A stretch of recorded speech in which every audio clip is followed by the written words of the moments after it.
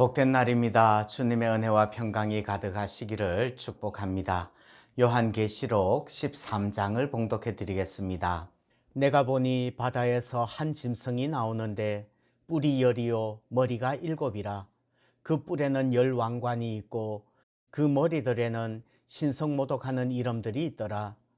내가 본 짐승은 표범과 비슷하고 그 발은 곰의 발 같고 그 입은 사자의 입 같은데 용이 자기의 능력과 보좌와 큰 권세를 그에게 주었더라. 그의 머리 하나가 상하여 죽게 된 것 같더니 그 죽게 되었던 상처가 나음에 온 땅이 놀랍게 여겨 짐승을 따르고 용이 짐승에게 권세를 주므로 용에게 경배하며 짐승에게 경배하여 이르되 누가 이 짐승과 같으냐 누가 능히 이와 더불어 싸우리요 하더라. 또 짐승이 과장되고 신성모독을 말하는 입을 받고 또 42달 동안 일할 권세를 받으니라. 짐승이 입을 벌려 하나님을 향하여 비방하되 그의 이름과 그의 장막 곧 하늘에 사는 자들을 비방하더라. 또 권세를 받아 성도들과 싸워 이기게 되고 각 족속과 백성과 방언과 나라를 다스리는 권세를 받으니 죽임을 당한 어린 양의 생명책에 창세 이후로 이름이 기록되지 못하고 이 땅에 사는 자들은 다 그 짐승에게 경배하리라. 누구든지 귀가 있거든 들을지어다. 사로잡힐 자는 사로잡혀 갈 것이요 칼에 죽을 자는 마땅히 칼에 죽을 것이니 성도들의 인내와 믿음이 여기 있느니라. 내가 보매 또 다른 짐승이 땅에서 올라오니 어린 양같이 두 뿔이 있고 용처럼 말을 하더라. 그가 먼저 나온 짐승의 모든 권세를 그 앞에서 행하고 땅과 땅에 사는 자들을 처음 짐승에게 경배하게 하니 곧 죽게 되었던 상처가 나은 자니라. 큰 이적을 행하되 심지어 사람들 앞에서 불이 하늘로부터 땅에 내려오게 하고 짐승 앞에서 받은 바 이적을 행함으로 땅에 거하는 자들을 미혹하며 땅에 거하는 자들에게 이르기를 칼에 상하였다가 살아난 짐승을 위하여 우상을 만들라 하더라. 그가 권세를 받아 그 짐승의 우상에게 생기를 주어 그 짐승의 우상으로 말하게 하고 또 짐승의 우상에게 경배하지 아니하는 자는 몇이든지 다 죽이게 하더라. 그가 모든 자, 곧 작은 자나 큰 자나 부자나 가난한 자나 자유인이나 종들에게 그 오른손에나 이마에 표를 받게 하고 누구든지 이 표를 가진 자 외에는 매매를 못하게 하니 이 표는 곧 짐승의 이름이나 그 이름의 수라. 지혜가 여기 있으니 총명한 자는 그 짐승의 수를 세어보라. 그것은 사람의 수니 그의 수는 666이니라. 아멘. 오늘 요한계시록 13장은 말세의 재앙들 사이에 들어있는 풍경들, 5번째 삽경 끼워진 풍경을 보여줍니다. 내용은 두 짐승에 대한 이야기입니다. 한 짐승은 바다에서 나오고요. 11절 보면 다른 짐승은 땅에서 올라온다고 합니다. 결국 오늘 13장 이야기는 바다에서 나온 짐승과 땅에서 나온 짐승, 두 짐승의 이야기입니다.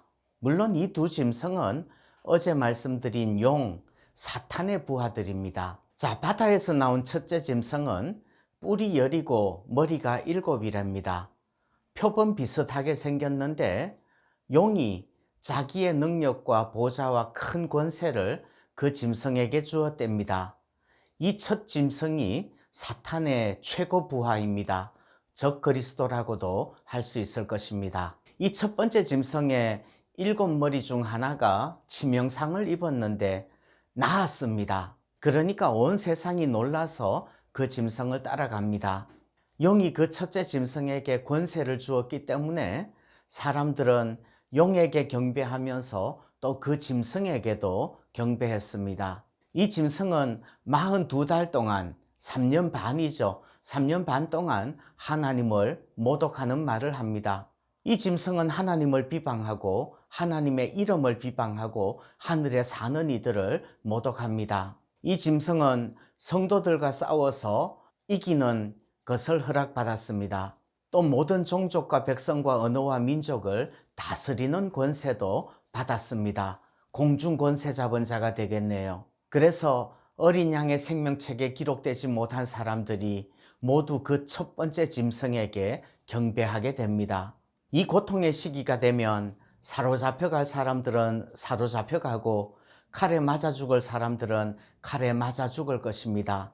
그래서 성도들은 더욱더 인내와 믿음이 필요한 것입니다. 그리고 이제 11절 땅에서 올라온 둘째 짐승은 어린 양같이 두 뿔이 있고 용처럼 사탄처럼 말을 합니다. 12절을 보시면 둘째 짐승은 땅에 사는 모든 사람들로 하여금 첫째 짐승, 바다에서 나온 짐승에게 경배하게 합니다. 땅에 거하는 자들을 미혹해서 칼에 상하였다가 나음을 입은 그 첫째 짐승을 위해서 우상을 만들게 했습니다.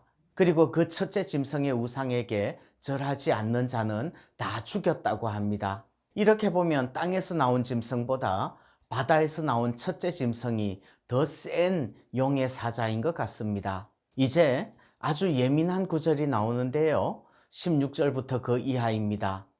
이 두 번째 짐승이 모든 사람들의 오른손에나 이마에 표를 받게 합니다. 그리고 누구든지 이 표를 받지 않으면 매매를 못하게 했답니다. 그 표는 짐승의 이름이나 그 이름을 나타내는 숫자를 찍는 것인데 그 숫자는 666이랍니다. 이 내용을 놓고서 여러 해석이 있습니다. 지난 2000년 동안 이 짐승의 표가 무엇을 가리키는지 논란이 있었습니다. 가장 최근에는 손등에 마이크로칩을 심어서 자동 결제가 가능하게 하는 것이 짐승의 표가 아니냐는 그런 말도 나오기도 합니다. 그리고 이 666이 무엇인지에 대해서도 네로 황제가 666이다, 로마 교황이다, 히틀러다 등 시대마다 해석이 나왔습니다. 그런데 중요한 것은 사로잡히든 칼에 죽든 그 시대가 어떻든 간에 짐승의 표가 무엇이든지 간에 666이 무엇이든지 간에 성도로서 흔들리지 말고 인내하며 믿음을 지키는 것이 중요한 줄 믿습니다. 오늘도 주님 안에서 굳건한 우리가 되기를 소원합니다.